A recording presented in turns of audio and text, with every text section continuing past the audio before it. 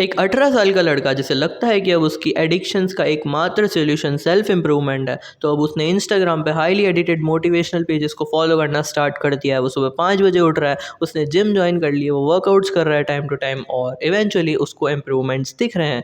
लेकिन वो अपने इम्प्रूवमेंट से, अपने रिजल्ट से सेटिस्फाइड नहीं है, क्योंकि जितने एफर्ट्स वो पुट इन कर रहा है उसको उतने रिजल्ट्स नहीं मिल पा रहे हैं। रीज़न बिहाइंड वो अपने एफर्ट्स को स्मार्टली पुट इन नहीं कर रहा है। इस वीडियो में तुमको 3 टिप्स दूंगा जिसको इम्प्लीमेंट करके तुम अपनी लाइफ में सेम एफर्ट से बेटर रिजल्ट्स पा सकते हो।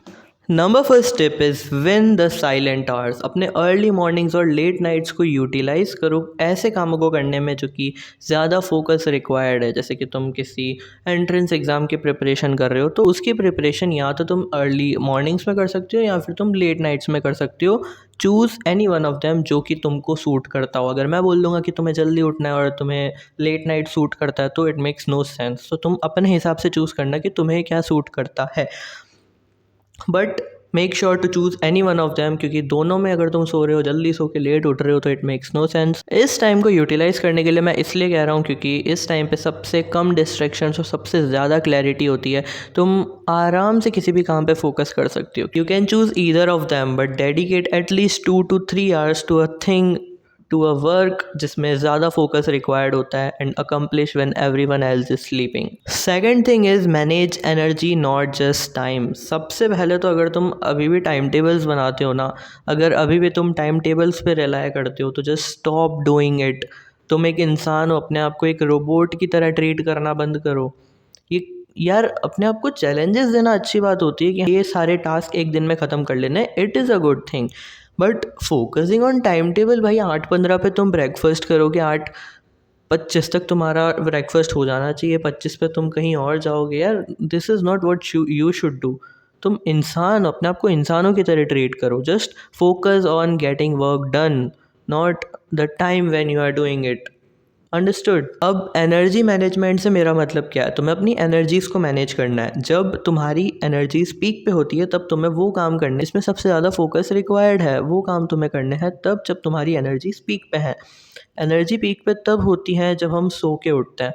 मोस्ट ऑफ द लोग, अभी भी जितने लोग ये वीडियो देख रहे हैं उनमें से भी मोस्ट ऑफ द लोग सुबह उठते से ही सबसे पहला काम करते हैं इंस्टाग्राम चेक करना, फेसबुक चेक करना, व्हाट्सअप नोटिफिकेशंस देखना, स्नैपचैट्स चेक करना। भाई, it is ruining your energy, it is draining your energy out. इतनी ज़्यादा एनर्जीज लेता है ना कि तुम्हारी रात भर की जो नींद होती है, जो कि तुम पूरा रिकवर किए हो, तुम फ्रेश फील करते हो, जो भी तुम्हारी पीक एनर्जीज होती है वो सारी सोशल मीडिया ऐप्स पे लग जाती है या फिर उस काम में लग जाती है जो कि इतना इम्पोर्टेंट नहीं था तुम्हारे लिए। What you should do is, सुबह उठने के बाद जब तुम्हारी एनर्जी पीक पे होती है, पानी वानी पी के जो भी तुम्हारी मॉर्निंग रूटीन है वो करने के बाद तुम्हें सबसे पहले आना है अपने उस काम पे जो कि सबसे ज़्यादा फोकस मांगता है। और किस तरह तुम अपनी एनर्जीज़ को मैनेज कर सकते हो? तुमने कार्बोहाइड्रेट्स के बारे में सुना होगा। जब तुम खाना ऐसा खाते हो जिसमें बहुत सारे कार्बोहाइड्रेट्स हैं, उसको खाने के बाद तुम्हें फॉगी सा फील होता है, उसके बाद तुम्हारा ब्रेन शट सा हो जाता है, तुम्हारी एनर्जी लेवल्स बहुत कम हो जाते हैं।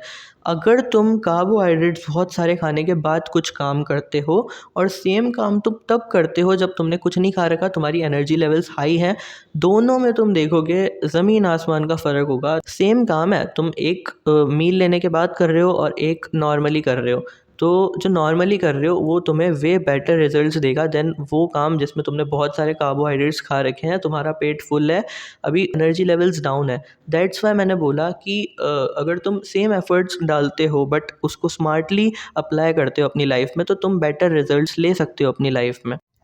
Number third is stick to your 3 core habits. आज से for the rest of your life तुम्हें रोज़ अपने 3 कामों को प्रायोरिटाइज़ करना है।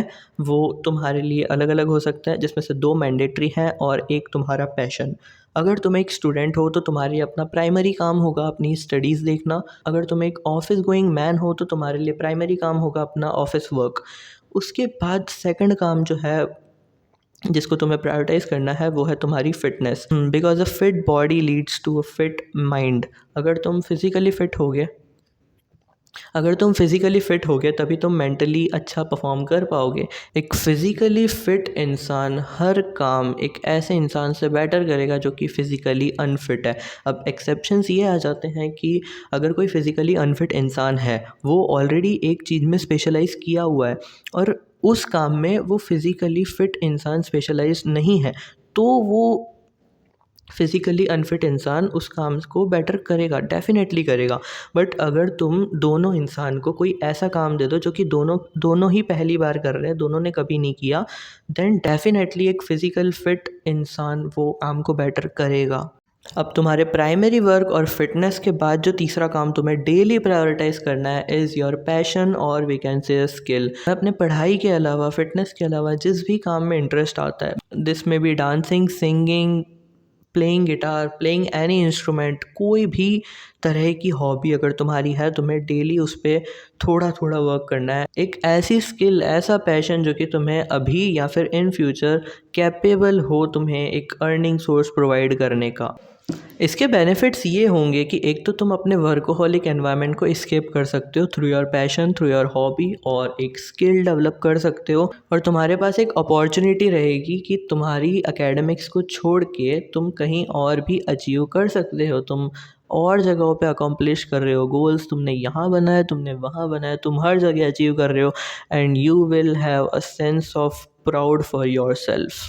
That is it for this video. अगर तुम अभी तक इस वीडियो में थे तो thank you so much for watching first of all. और एक बार कमेंट्स में मेरी ऑडियो क्वालिटी को रेट कर देना, आई थिंक पहले से बहुत बेटर हो गई होगी।